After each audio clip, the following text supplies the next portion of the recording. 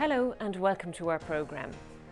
Financial markets reacted positively to Eurogroup summit decisions taken in Paris on Sunday, also encouraged by the coordinated response by European governments. However, prospects of a global economic slowdown are becoming more likely, according to top-level EU officials. Europe must now concentrate its efforts to get the main economic players back on their feet and to improve supervision of financial markets. In this context, the leaders of national parliamentary groups of the EPP family gathered in Brussels to address this issue.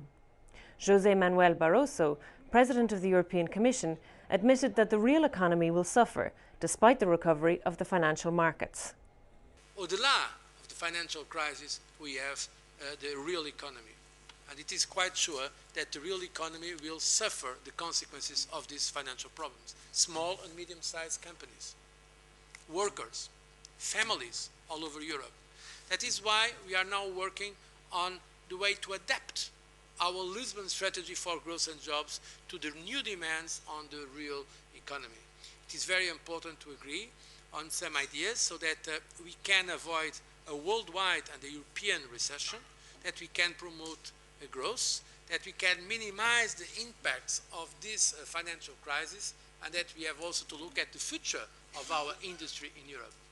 He insisted that there is an urgent need for better cross-border supervision of financial institutions, as well as transparency of executives' pay. We need to build the right regulatory framework to minimize the risks of future crises. The European Council will therefore ask for accelerating the work done on the Commission's proposals on capital requirements and rating agencies. We need to reinforce capital requirements for financial institutions to rein in reckless speculation based on borrowed money. We need to improve regulation of credit rating agencies. And we'll this week adjust European Union accounting rules in order to be sure that European Union financial institutions are not disadvantaged vis-à-vis others, namely those in the United States. We also intend to bring forward proposals on remuneration to improve transparency. EPP-ED Group Chairman Joseph Daul had an interesting exchange with the Commission President on what should be done to help small and medium-sized businesses, the backbone of the EU economy. We should also take care of the small and medium-sized businesses and offer them a guarantee. These are most affected by the crisis. These people will have to face the bankers, who are going to be more reluctant than in the past in meeting their needs and demands.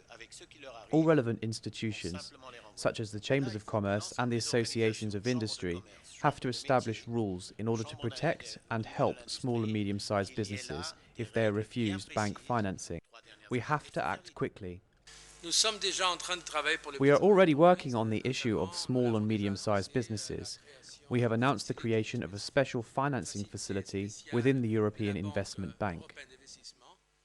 The discussion also took an interesting political turn when former Austrian Chancellor Wolfgang Schüssel and other members debated with Mr. Barroso whether the crisis is due to unbridled free market capitalism. For more information on the EPP-ED Group's policy on this issue, log on to our website, epp-ed.eu. See you again soon.